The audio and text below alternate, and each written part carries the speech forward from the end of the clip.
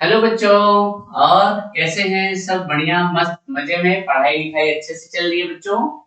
बिल्कुल अच्छी बात है बच्चों। और आज हम लोग, आप सभी लोगों को पता है कि हम लोग क्लास नाइन्थ का साइंस का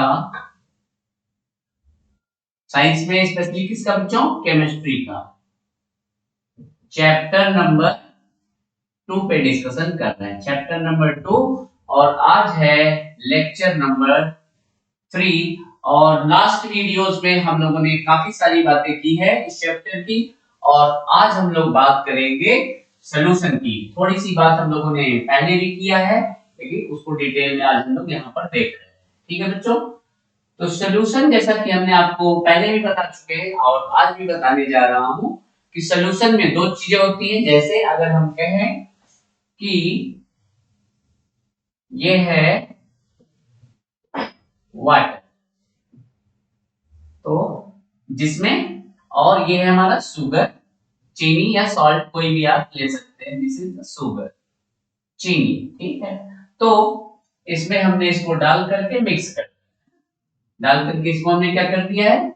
मिक्स कर दिया है। तो ये बन गया है सॉल्यूशन। तो इस होमोजेनियस मिक्सचर को बोलते हैं हम लोग यूनिफॉर्म तरीके से। शुगर के जो पार्टिकल्स हैं वो यूनिफॉर्म हैं पानी के अंदर, और इस वाटर को हम लोग क्या बोलेंगे यहाँ पर? सॉल्वेंट। सॉल्वेंट जिसमें कोई चीज घुलता है पानी में। चीनी किसमें घुला है? पानी में।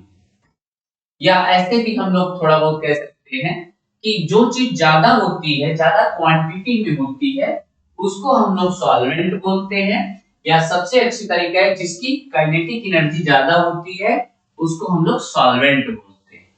ठीक है? सॉल्वेंट जो ज्यादा रहे जनरल भाषा में। तो वाटर यहाँ पर क्या है बच्चों? सॉल्वेंट। और यहाँ पर शुगर क्या है? ये है सोल्यूट। और इसको अगर हमने अच्छे से होमोजेनियस मिक्सिंग किया तो ये मिक्सचर बन जाएगा हमारा सोल्यूशन। इतनी बात आपको अच्छे से समझ में आ चुकी है। ठीक है बच्चों? तो इस तरीके से जो है सोल्यूशन, सोल्यूट, सॉल्वेंट, और हमने आपको कॉन्सेप्ट बताया। तो यहां पर हम लोगों ने सॉल्वेंट को हम देख रहे हैं, the component of solution in which other component is dissolved. ठीक है? तो डेफिनेशन वाइज इस तरीके से हम याद कर सकते हैं, the component of solution in which the other component is dissolved. जिसमें कोई दूसरा कंपोनेंट आकर के डिसॉल्व होता है उसको क्या बोलते हैं हम लोग? सॉल्वेंट बोलते हैं। तो जनरली हम लोग केमिस्ट्री में वाटर एज ए सॉल्वेंट लेते ही। Water is a universal solvent. Water को क्या बोलते हैं? यूनिवर्सल सॉल्वेंट बोलते हैं। Universal solvent. तो ज्यादातर मैक्सिमम हम लोग सॉल्वेंट अगर यूज करते हैं तो वाटर को ही एज अ सॉल्वेंट बनाना चाहते हैं, क्योंकि इसमें दो तीन कारण हैं। सबसे पहली बात तो ये सस्ता है। दूसरा दूसरा कारण है कि ये इको फ्रेंडली है। हमारी जो बॉडी है वो, उसमें 70% वाटर है। तो हम सॉल्वेंट के तौर पे वाटर को अगर लेते हैं तो हमारे शरीर शरीर में इस तरीके से वर्किंग करने से हमारे शारीरिक रूप से कोई प्रॉब्लम नहीं आती है। तो वाटर है। और कभी कभी वाटर, इथाइल अल्कोहल भी हम लोग यूज करते हैं। इथाइल अल्कोहल भी हम लोग एज ए सॉल्वेंट यूज करते हैं। कभी कभी क्लोरोफॉर्म भी, क्लोरोफॉर्म, और बहुत सारे सॉल्वेंट्स हम लोग केमिस्ट्री में यूज करते हैं। अब बात करते हैं बच्चों सोल्यूट की। That component of solute solution which dissolve in the solvent.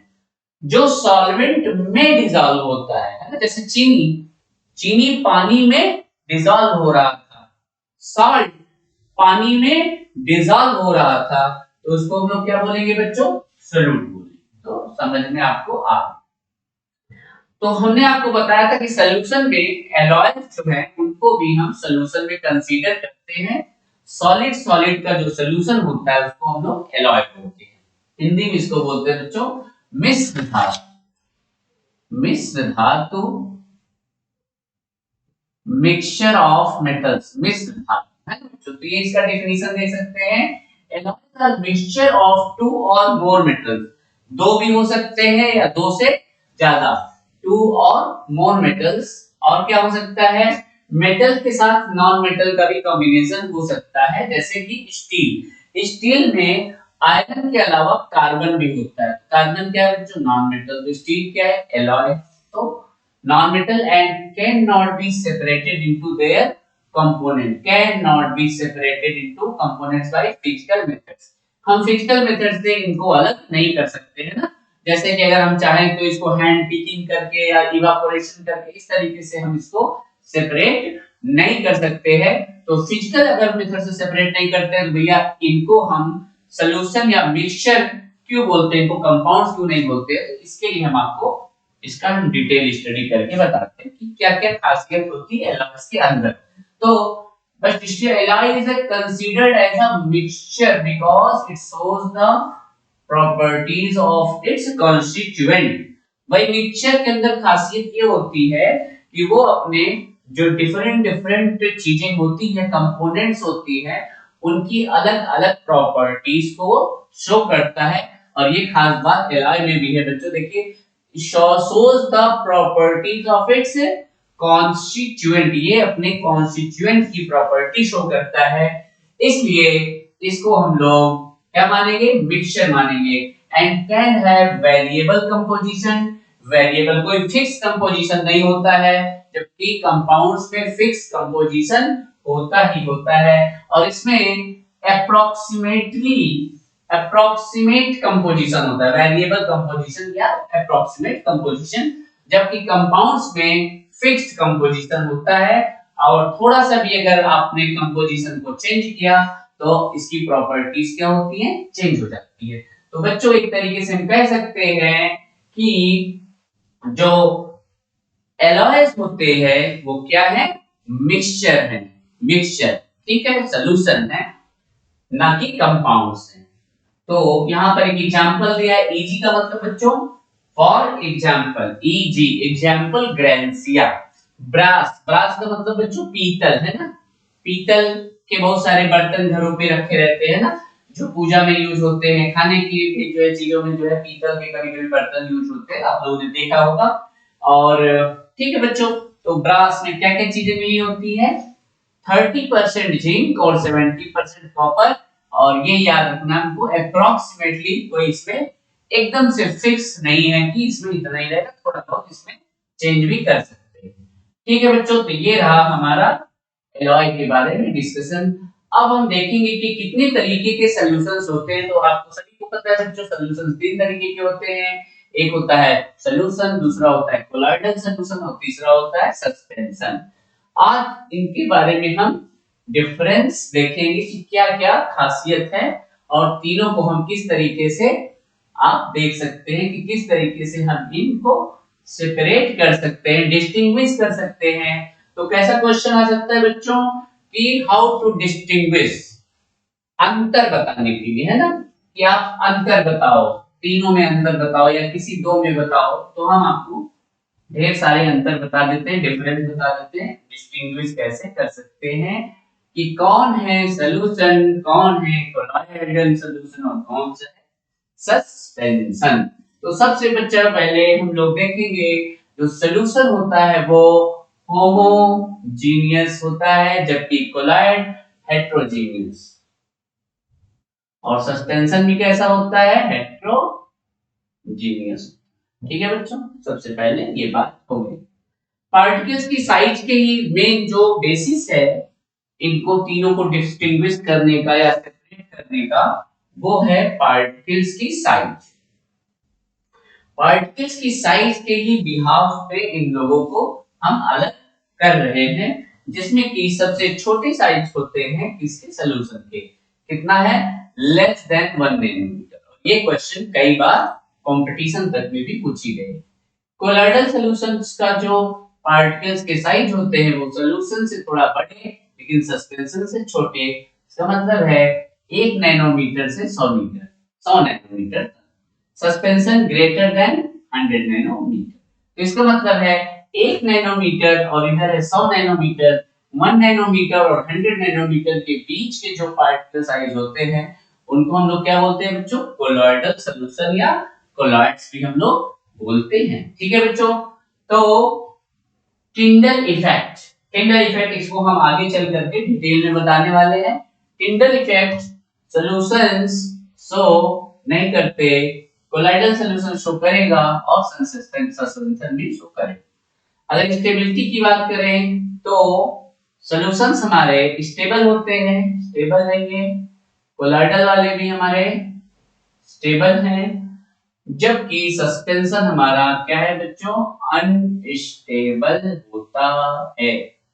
Filtration, solution को हम फिल्ट्रेट नहीं कर सकते, फिल्ट्रेशन नहीं होता। कोलाइडल का भी नॉर्मल फिल्टर पेपर से फिल्ट्रेशन नहीं होता है, जबकि सस्पेंशन का फिल्ट्रेशन हम कर सकते हैं क्योंकि इनके पार्टिकल्स की साइज काफी बड़ी होती है।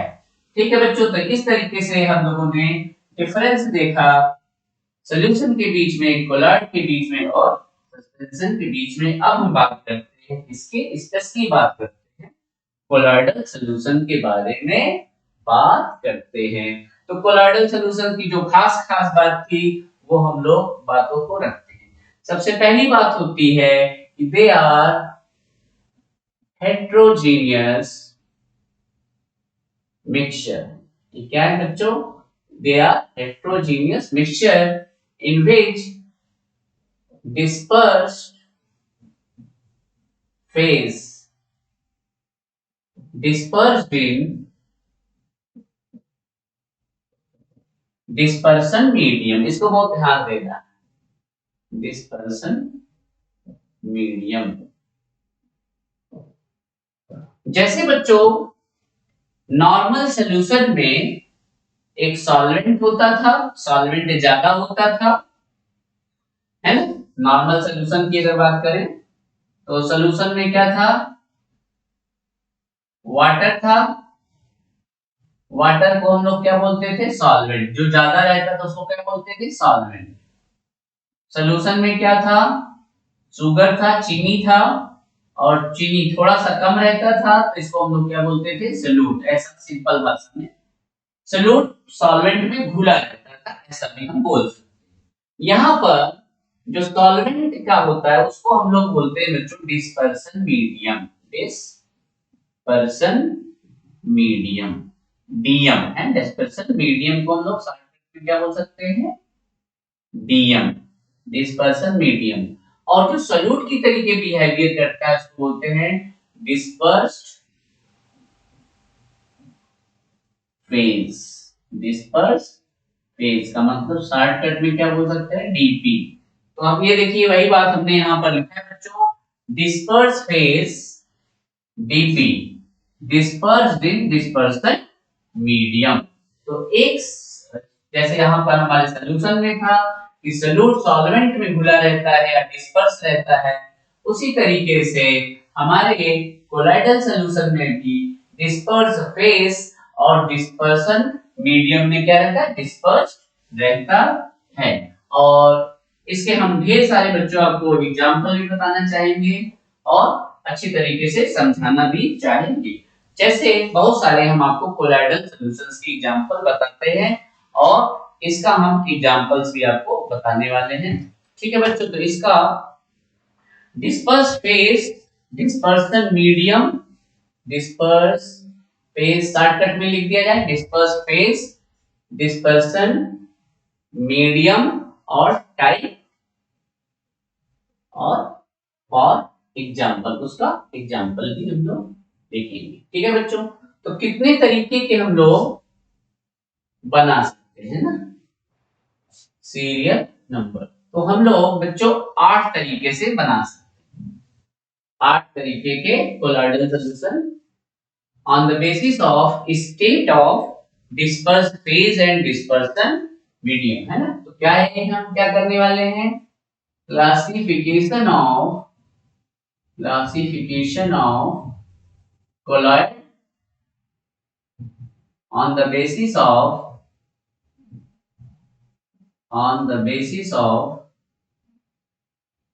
physical state of dp and dm, disperse phase और डिस्पर्सन मीडियम किस फिजिकल स्टेट पे है, उस बिहाफ पे हम इनको 8 तरीके के कोलॉइडल सॉल्यूशंस में हम इनको क्या कर सकते हैं बच्चों, बांट सकते हैं। तो 1 2 3 4 5 6 7 और 8 हम आपको 8 तरीके के कोलॉइडल सॉल्यूशन के एग्जांपल देने वाले हैं बच्चों, और ये बहुत ही एग्जांपल अच्छे हैं और इनको आपको एक एक करके याद कर लीजिएगा, और मैं बहुत ही सिंपल सिंपल एग्जांपल आपको बताने वाला हूं और उसको आप अच्छे से आसानी से याद कर लीजिएगा। तो सबसे पहला है बच्चों liquid solid, liquid liquid solid, अच्छे काम है, liquid solid gas, liquid solid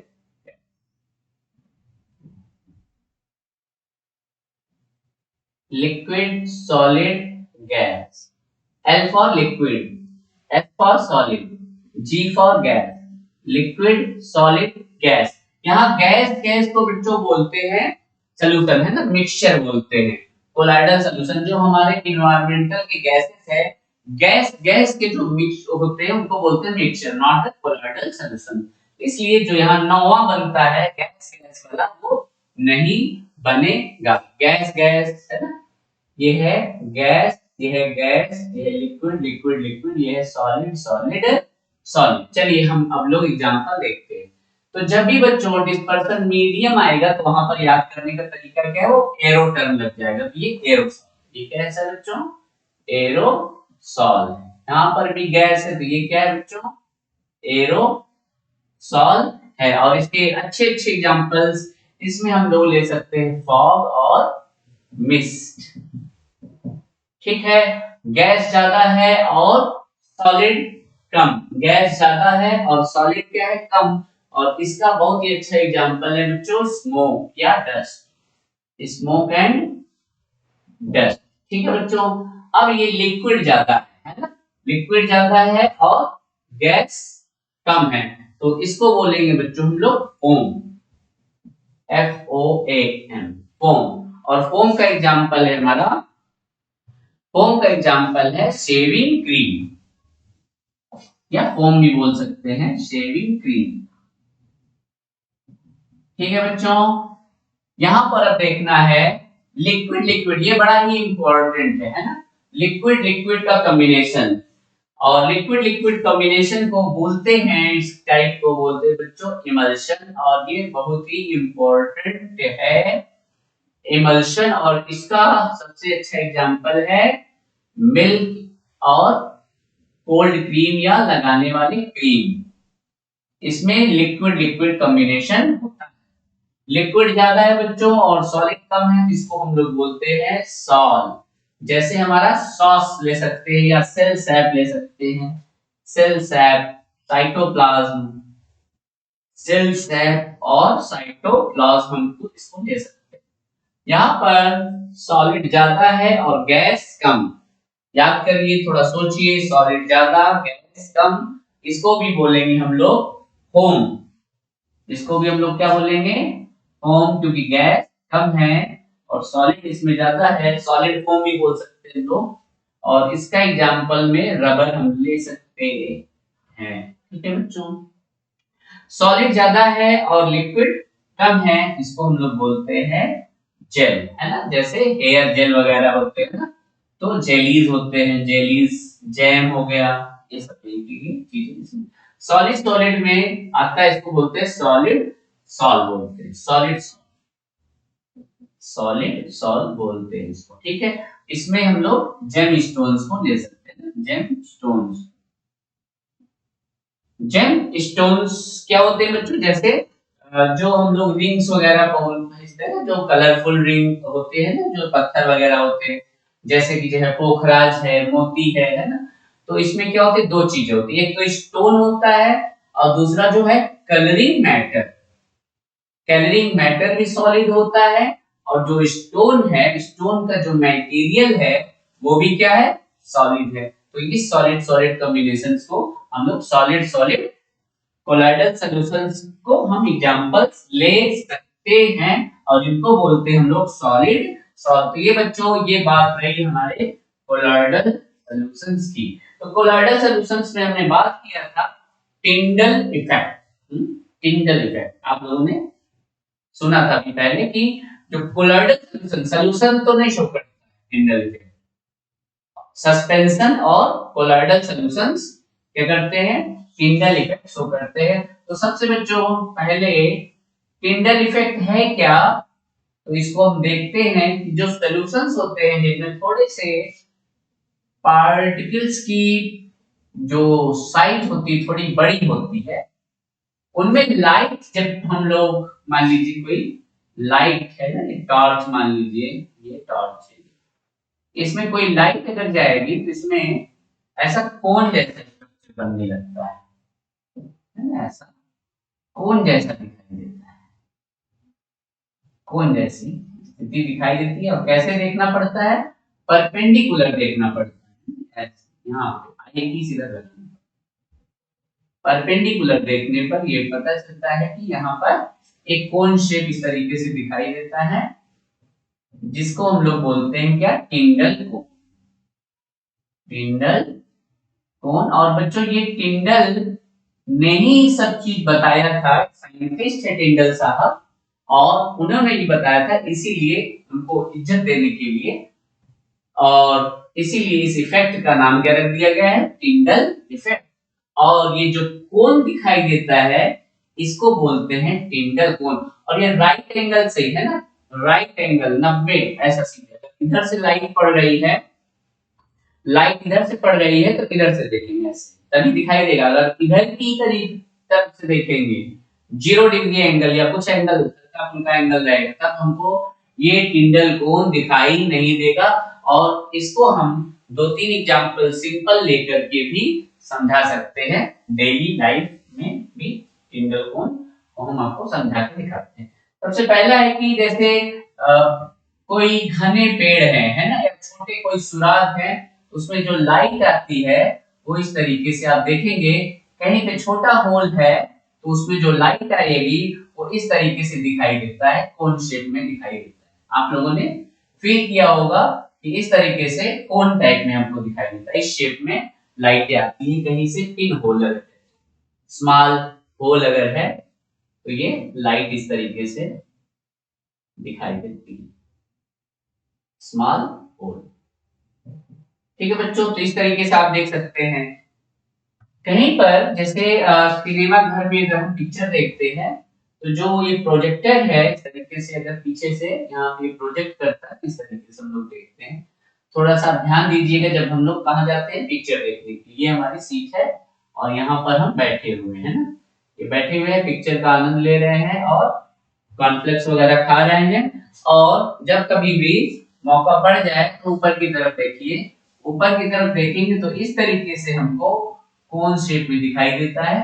क्योंकि ये जो डस्ट वगैरह है, जो पार्टिकल्स हैं, डस्ट के पार्टिकल्स है और एयर, ये दोनों मिल करके इसको कोलाइडल सॉल्यूशन बना रहे हैं, इसको क्या बना रहे हैं, कोलाइडल सॉल्यूशन बना रहे हैं।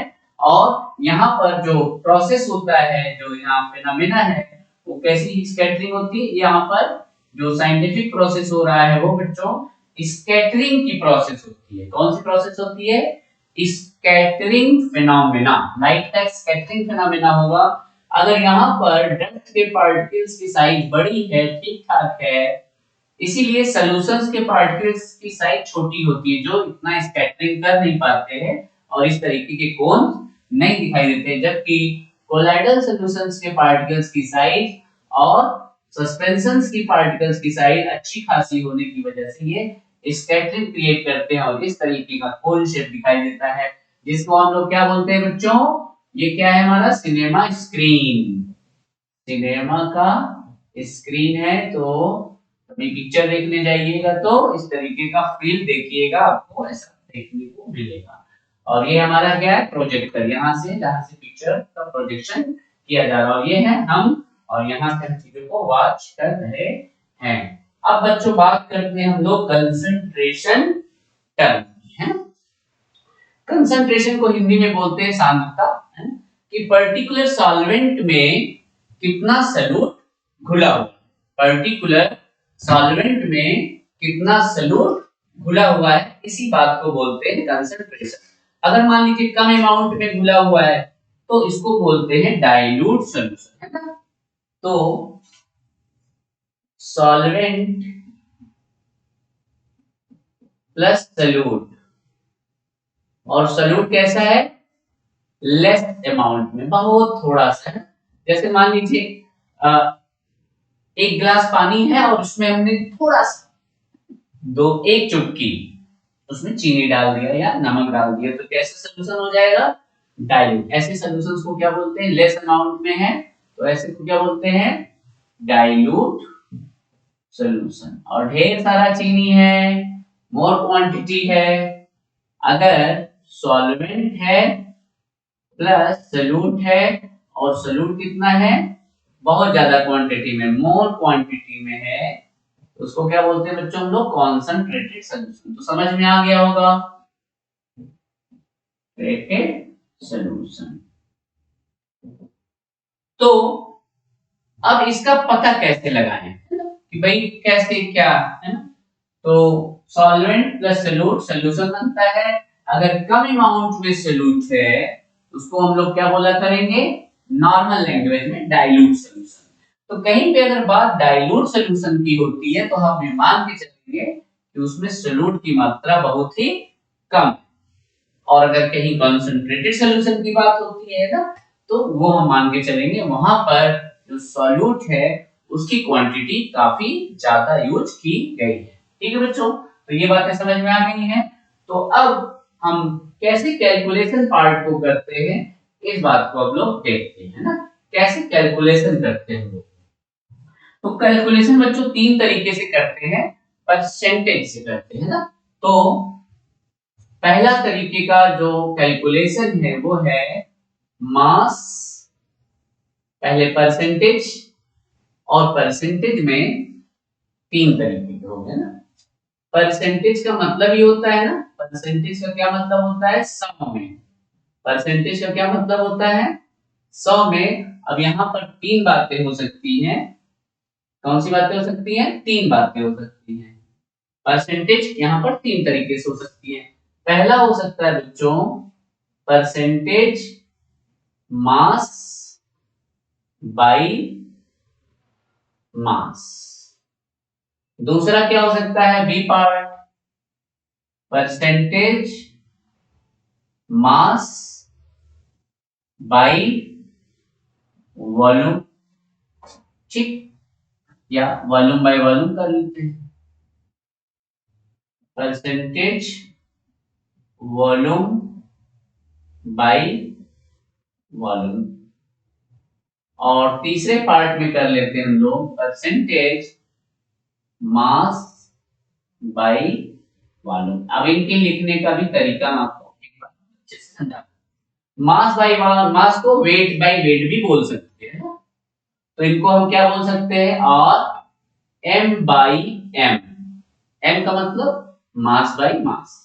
सीधा सा इसमें सिस्टम है कि सॉल्यूट और सॉल्यूशन, सॉल्यूट और सॉल्यूशन दोनों को ही मास में या वेट में के हिसाब से दिया जाएगा है। और इसको क्या लिख सकते हैं, W बाई डब्ल्यू की, वेट बाई वेट बोल सकते। यहां पर क्या है, इसका मतलब ये पहला वाला जो टर्म होता है वो सॉल्यूट होता है, और दूसरा वाला जो टर्म होता है वो क्या होता है, वो सॉल्यूशन को हम समझ सकते हैं इस तरीके से। तो पहला वाला टर्म क्या है बच्चों, पहला टर्म यूज होता है सॉल्यूट के लिए, और दूसरा टर्म किसके लिए होता है, सॉल्यूशन। ठीक, जैसा कि यहाँ पे लिख रहा है वॉल्यूम बाई वॉल्यूम, तो यहाँ पर इसको हम लिख सकते हैं V बाई V। इसका मतलब है सॉल्यूट और सॉल्यूशन दोनों को वॉल्यूम के हिसाब से ml में या लीटर में दिया जाएगा। तीसरी बात आती है मास बाई, इसका मतलब सॉल्यूट को मास में दिया जाएगा और जो सॉल्यूशन है उसका वॉल्यूम दिया जाएगा। इसको हम बोल सकते हैं मास by volume, m by v।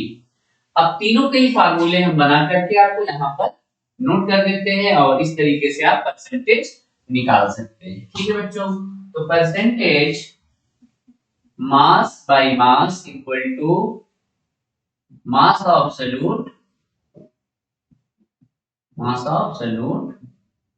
Plus divided by mass of solution. और बच्चों चूंकि मामला परसेंटेज का है इसलिए मल्टीप्लाई बाय 100। ठीक है, फार्मूला बन गया। अभी इन फार्मूलों पे हम लोग लगाएंगे क्वेश्चन। ठीक, percentage volume by volume equal to, सबसे पहले क्या होता है, ये क्या होता है, सोल्यूट होता है। क्या, volume of solute divided by volume of solution, पूरे सॉल्यूशन का। और परसेंटेज का मामला है तो मल्टीप्लाई बाय 100 हो जाता है, ये आपको पता ही है। और तीसरा फार्मूला बनता है बच्चों मास बाय वॉल्यूम का। तो percentage mass by volume equal to mass of solute divided by volume of solution और मल्टीप्लाई बाय 100। मल्टीप्लाई बाय बच्चों 100, क्योंकि परसेंटेज का मामला है इसलिए तीनों में ही मल्टीप्लाई बाय 100 होगा। तो चलिए बच्चों, ये फार्मूला बन गया है और हम अब लगाएंगे न्यूमेरिकल क्वेश्चंस। क्वेश्चन है बच्चों, ये देखिए, ये इसमें दो चीजें हैं। इसमें है 25 ग्राम 25 ग्राम शुगर और इसमें है 125 ग्राम यूरिया। तो आपको बताना है calculate percentage mass by mass of urea या शुगर, दोनों का, या केवल शुगर का या दोनों का ही निकाल देते हैं। Percentage mass by mass of sugar and urea, दोनों का ही निकाल के बताना है। ठीक है बच्चों, तो बहुत ही सिंपल है, जैसा कि हमने फार्मूला बताया आपको, percentage mass by mass of sugar. तो शुगर का पता करना है बच्चों, तो शुगर का पता करना है तो शुगर को हम ऊपर रखेंगे। तो शुगर कितना है, शुगर है हमारा 25 ग्राम शुगर। और सॉल्यूशन हमारा टोटल कितना है हमारा 125 और 25 दोनों हो जाएगा और मल्टीप्लाई बाय 100। तो बच्चों यहां से आया है 150। तो 25 डिवाइडेड बाय 150 इंटू 100। तो ये 25 से 6 बार कटेगा और 2 से काटेंगे 50 और ये 3, 50/3। तो हम कह सकते हैं 16.67% मास बाय मास। और अगर दो ही कंपोनेंट है तो हमको दूसरे की निकालने की जरूरत नहीं है और 100 में से माइनस कर देंगे तो दूसरा आएगा लगभग 83.33, है ना बच्चों। 100 माइनस 16.67 को माइनस कर देंगे 100 में से। जब दो कंपोनेंट थे तो 100 में दोनों हैं, एक हो गया 16.67 तो दूसरा उसका बचा हुआ जितना भी पार्ट आएगा तो वो आ जाएगा आपका सेकंड कंपोनेंट का परसेंटेज। तो दो वाले में तो ऐसे भी आप कर सकते हैं, कोई उसमें दिक्कत वाली बात नहीं है। ठीक है बच्चों, तो इस तरीके से हम लोगों ने क्या निकाला, मास बाय मास का हम लोगों ने एग्जांपल दिया। अब हम देंगे आपको मास बाय वॉल्यूम का। वॉल्यूम बाय वॉल्यूम भी उसी तरीके से चलेगा। ये देखिए, ये एक सॉल्यूशन है, और ये सॉल्यूशन है कितना, 500 ml सॉल्यूशन है और इसमें NaCl है ना, नमक। सॉल्यूट कितना है 10 ग्राम। तो इसमें क्या बताना है, कैलकुलेट मास परसेंट या percentage mass by volume of salt या NaCl। तो क्या कर सकते हैं, percentage mass by volume of NaCl equal to mass of NaCl। बच्चों मास ऑफ NaCl कितना है 10 डिवाइडेड बाय वॉल्यूम कितना है 500 ml मल्टीप्लाई बाय 100। क्योंकि परसेंटेज का मामला था तो मल्टीप्लाई कितने से होगा बच्चों, 100 से। तो 100 से ये 500 कट जाएगा, 5 बार जाएगा और ये 5 से 2 बार कट जाएगा। तो कितना आ गया बच्चों, 2% वेट बाई वॉल्यूम। तो बहुत इजी है बच्चों इन चीजों को जो है समझना और कंसंट्रेशन निकालना, क्योंकि आपके सिलेबस में जो परसेंटेज वाला है ये काफी इजी है और इसको बहुत ही आराम से आप लोग कर सकते हैं। ठीक है बच्चों, तो उसको क्वेश्चंस करिएगा, किसी भी तरीके की कोई दिक्कत आएगी, परेशानी आएगी तो मुझे आप कमेंट में लिख कर देंगे, मैं आप लोगों को वो सारे क्वेश्चंस फिर से दूसरी वीडियो बना करके डाल दूंगा। अगली बात करते हैं हम लोग saturated and unsaturated solution, saturated and unsaturated solutions की बात करते हैं। और चूंकि देखिए फोन आ रहा है लेकिन मैं उठा अभी नहीं सकता हूं, तो वीडियो बनाने के बाद मैं उठाऊंगा। सैचुरेटेड एंड अनसैचुरेटेड सॉल्यूशंस के बारे में बच्चों हम लोगों को बातें करनी है। तो सैचुरेटेड का मतलब हिंदी मतलब क्या होता है? संतृप्त, और अनसैचुरेटेड का मतलब होता है अतृप्त। ठीक है, तो अब ध्यान देना है लोगों को कि क्या बात कर रहे हैं। ठीक है, तो ये देखिए बच्चों, जो सॉल्यूट के पार्टिकल्स है ना, ये हमारा पानी के पार्टिकल्स है, सॉल्वेंट, सॉरी ये क्या है हमारे सॉल्वेंट के पार्टिकल्स है। अब सॉल्वेंट के पार्टिकल्स में ही क्या करते हैं, जैसे पानी में हमने चीनी है ना, ये सॉल्वेंट कौन है हमारा पानी, और पानी में हम चीनी को डालते हैं। ठीक, तो ये इस तरीके से ये पानी के पार्टिकल्स के बीच में ये शुगर के पार्टिकल्स है, किसके हैं शुगर, और ये वाटर है, बड़े बड़े जो बने, और इस तरीके से ये इनके बीच में आ जा रहे हैं।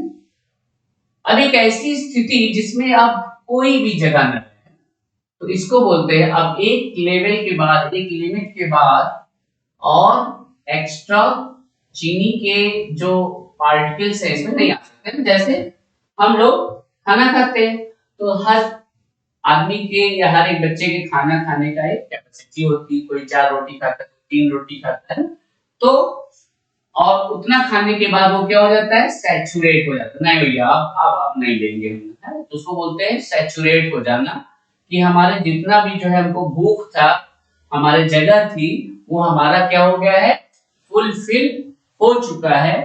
तो ऐसे सॉल्यूशंस को बोलते हैं सैचुरेटेड सॉल्यूशन। और अगर इस जगह पर इसमें जगह रहेगी और ज्यादा है, जैसे अगर हमने मान लीजिए हमको 4 रोटी खाने का भूख है और आपने हमको क्या किया, केवल एक ही रोटी दिया, तब क्या होगा, तब इसका मतलब है कि हमारा भी पेट पूरा भरा नहीं हुआ है, तो उसको बोलते हैं हम लोग अनसैचुरेटेड सॉल्यूशन। तो अगर यहाँ पर पार्टिकल्स के बीच में अभी और जगह है और अभी इसमें और शुगर के पार्टिकल्स आ सकते हैं, तो उसको क्या बोलेंगे बच्चों हम लोग, अनसैचुरेटेड सॉल्यूशन। ठीक है बच्चों, और टेम्परेचर का क्या इफेक्ट पड़ता है इस पे भी हम लोगों को थोड़ा सा ध्यान देना है। अगर सैचुरेटेड सॉल्यूशन है तो और ज्यादा एडिशन हो सकती है ना, अगर कैसा सॉल्यूशन है, सैचुरेटेड सॉल्यूशन है, अगर हमारे पास सैचुरेटेड सॉल्यूशन है तो क्या होगा, टेम्परेचर को इंक्रीज करने पर सॉल्युबिलिटी क्या होगी, और बढ़ेगी, सॉल्युबिलिटी क्या होगी, इंक्रीज होगी। कैसे होगी, आप खुद सोचिए, जब टेम्परेचर बढ़ाएंगे तो सॉल्वेंट के पार्टिकल्स इधर उधर भागेंगे, उनकी एनर्जी बढ़ेगी, और इधर उधर भागेंगे तो उनमें कुछ थोड़ा सा जगह और बन जाएगा, जिससे चीनी और थोड़ी सी चीनी की मात्रा उन सॉल्वेंट या वाटर के मॉलिक्यूल्स में जाकर के बैठ सकता है या घुल सकता है ना। जैसे इसका सिंपल से एग्जांपल देखिए, आपको मैं दिखाता हूं। सिंपल से इसका एग्जांपल क्या है, सिंपल से इसका एग्जांपल ये है, जैसे हम लोग शरबत बनाते हैं, ठंडे पानी, और हलवाई जो रसगुल्ला बनाता है वो वाला सीरा, आप लोगों ने शरबत भी पिया होगा, और जब गुलाब जामुन खाते हैं उसका सीरा भी देखा है, आप लोगों ने खाया है। ठीक है, तो ज्यादा गाढ़ा कौन सा होता है, किसमें शुगर का कंटेंट ज्यादा होता है? यस, किसमें ज्यादा होता है? सीरा वाले में, है ना, गुलाब जामुन वाले में चीनी का कंटेंट ज्यादा होता है। क्यों? क्योंकि उसमें जो हलवाई है वो ज्यादा हीट करके उस चीज को बना रहा है। वो सीरा कैसे बनाता है?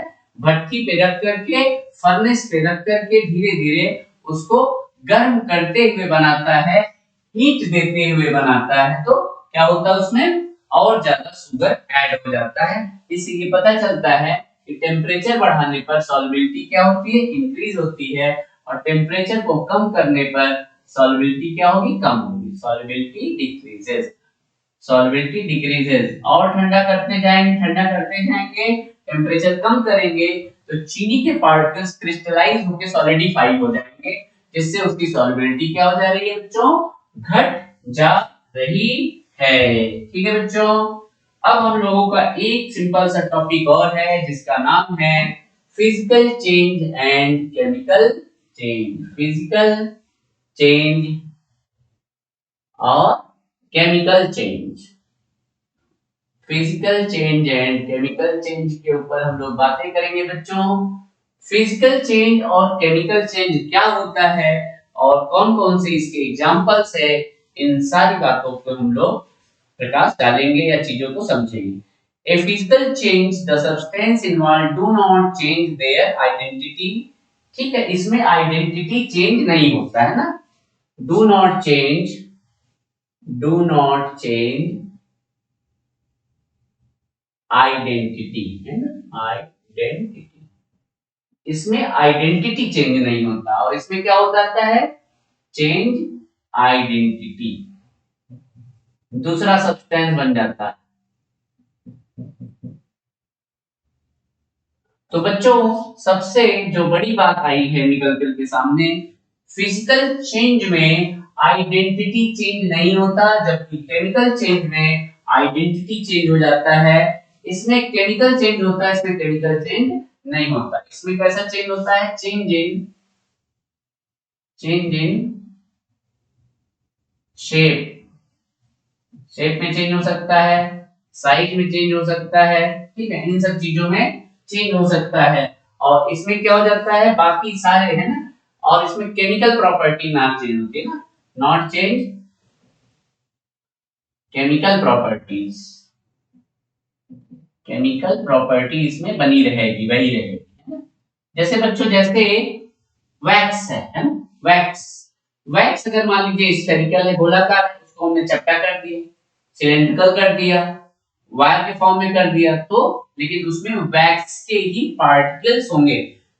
प्लास्टिक है ना, प्लास्टिक का हमने मार्कर बना दिया, प्लास्टिक का हमने थैला बना दिया, तो लेकिन प्लास्टिक के जो केमिकल प्रॉपर्टीज होंगी वो तो क्या होंगी? वो तो सेम ही रहेंगी।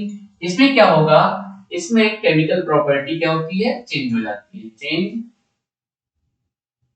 केमिकल प्रॉपर्टी, इसमें केमिकल प्रॉपर्टी भी, केमिकल प्रॉपर्टी चेंज हो जाती है। दूसरा, एक बार जब केमिकल चेंज हो गया फिर वो रिवर्स नहीं हो सकता, बन नहीं सकता। जैसे ये कागज है, ये पेपर है, इस कागज या पेपर को अगर हमने जला दिया, ठीक है, तो क्या फिर से हम पेपर बना सकते हैं? नहीं बना सकते, है ना। तो इस तरीके से हम लोग, ये फिजिकल चेंज होता है रिवर्सिबल, और केमिकल चेंज कैसा होता है? इरिवर्सिबल। तो ये हो गया हमारा फिजिकल चेंज, और इधर है हमारा केमिकल चेंज। और फिजिकल चेंज और केमिकल चेंज में ये कैसा होता है बच्चों? ये हमारा होता है रिवर्सिबल, रिवर्सिबल, ठीक। और ये कैसा है हमारा बच्चों? केमिकल चेंज क्या है? इरिवर्सिबल। अब हम लोग कुछ एग्जांपल्स को देखते हैं, तो उस पे हम लोग घटनाओं को देखते हुए बातें करते हैं कि कौन सा चेंज फिजिकल चेंज है और कौन सा चेंज केमिकल चेंज है। ठीक है बच्चों, जैसे बर्निंग ऑफ कोल, है ना, बर्निंग ऑफ कोल क्या है? अगर कोई कोयला जल रहा है ना, for example burning of coal, carbon आप सभी को पता है बर्निंग किससे होगी, ऑक्सीजन से। तो कार्बन ऑक्सीजन के प्रेजेंस में बर्न होकर के क्या बना लेगा, कार्बन डाइऑक्साइड गैस बना लेगा। अब ये कार्बन डाइऑक्साइड नॉर्मली कार्बन नहीं बना सकता है, ठीक है। तो ये चेंज कैसा हो गया बच्चों, ये हो गया हमारा केमिकल चेंज, ठीक है बच्चों। इस तरीके से कोई भी चीज बर्न हो रही है, कोई भी ऑर्गेनिक कंपाउंड बन रहा है, जैसे मीथेन का बर्निंग हो रहा है, मीथेन की भी कंबशन हो रहा है, मीथेन का कंबशन हो गया, तो मीथेन का कंबशन होने पे क्या बनेगा, CO2 और H2O बनेगा, है ना। बैलेंस करना है, कर लीजिए, ये बना है 2H2O और ये 2O। मीथेन की combustion example number 1, example number 2, किसी भी गैस का, एलपीजी की गैस जल रही है, ब्यूटेन जल रहा है, बर्निंग हो रही है, सबका कंबशन क्या होगा, वो केमिकल चेंज है, फिर से वो रिवर्सिबल नहीं हो पा रहा है। अब हम आपको दिखा रहे हैं फिजिकल चेंज। फिजिकल चेंज कैसा है बच्चों, ठीक है, सोचिए इसके बारे में थोड़ा सा। फिजिकल चेंज में रिवर्स हो जाएगा, यस, बॉइलिंग ऑफ या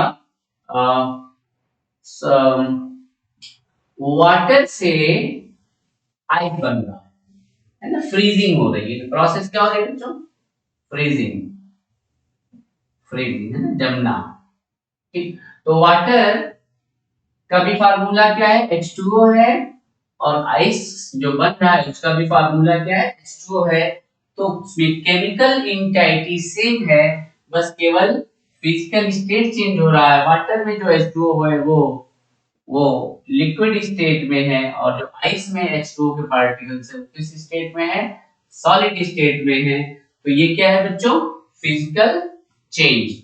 या अगर हम सीधे कह दें कि वाटर से, लिक्विड से गैसियस स्टेट में अगर उसको हमने बॉयल कर दिया, हीट कर दिया, वाटर से ही क्या बन जाए, H2O से ही वेपर, वाटर से ही क्या बन जा रहा है, वेपर बन रहा है, तो स्टीम बन रहा है। चलिए आप लोगों ने देख ही लिया है उसको, तो लिखने की जरूरत नहीं है, आप लोग बैक करके, है ना, पॉज करके फिर से लिख लीजिएगा। तो हम फिजिकल स्टेट की बात कर रहे थे, फिजिकल चेंज की बात कर रहे थे। तो फिजिकल चेंज में जैसे वाटर से ही हम क्या बना रहे हैं, स्टीम, स्टीम, वाटर को हमने हीट किया और वाटर बॉयल होने के बाद किसमें कन्वर्ट हो रहा है, टेम्परेचर ले लेकर के वाटर स्टीम में कन्वर्ट। वाटर का फार्मूला क्या है, H2O, स्टीम में भी क्या है, H2O, लेकिन ये किस स्टेट में है, ये है लिक्विड स्टेट में, और ये किस स्टेट में, ये है गैसियस स्टेट में। तो केवल स्टेट का चेंज हुआ है बच्चों यहाँ पर, ना कि केमिकल स्पीशीज की, केमिकल मैटर यहाँ पर चेंज नहीं हुआ। तो इस तरीके के चेंज को क्या बोलते हैं बच्चों, हम लोग फिजिकल चेंज बोलते हैं, ठीक है बच्चों। तो आप लोगों को वीडियोस पसंद आ रही हैं, तो इस तरीके से आपके 9th का ये दूसरा चैप्टर का तीसरा वीडियो भी कंप्लीट हो चुका है। तो 2 चैप्टर्स आपके पूरी तरीके से कंप्लीट हो चुके हैं। आगे चल करके और भी वीडियो हम सारे बना देंगे, इससे आप पूरी तरीके से क्या कर लीजिएगा, ठीक है बच्चों। तो चलिए तब तक के लिए खुश रहिए, मस्त रहिए और व्यस्त रहिए, पढ़ते रहिए और आगे बढ़ते रहिए। बाय बाय बच्चों। देखिए इसमें ये उतर गया बीच में, पता नहीं, हमको अभी हमको लग रहा है